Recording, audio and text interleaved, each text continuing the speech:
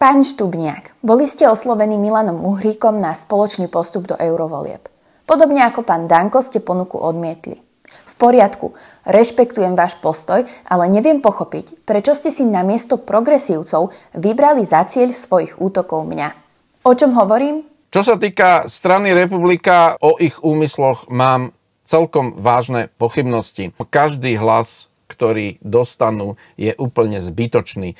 Lívia, deti by nemali ešte pracovať v politike. Ja som veľmi rada, že máme na kandidátke nášho hnutia aj vzdelaných ľudí s celoživotnými skúsenosťami a silným príbehom, ako napríklad Ľubo Huďo alebo Milan Uhrík, vďaka ktorému Slováci vedia, čo sa v Bruseli deje. Celé volebné obdobie je konzistentný a razantný.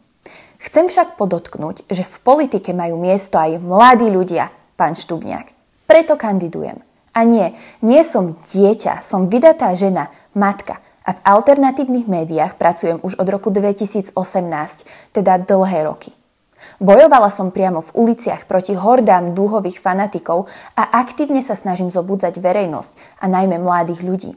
Boli by ste, hádam, radšej, keby mladých ľudí v politike zastupovali len progresívci? Nevidíte, ako je mladá generácia manipulovaná a obľúbovaná médiami a rôznymi novinármi a influencermi? Prečo sa radšej netešíte zo skutočnosti, že nie všetci mladí ľudia prepadli do tohto liberálneho bahna a vidia hodnotu v tradičnej rodine, láske k vlasti, úcte k starším?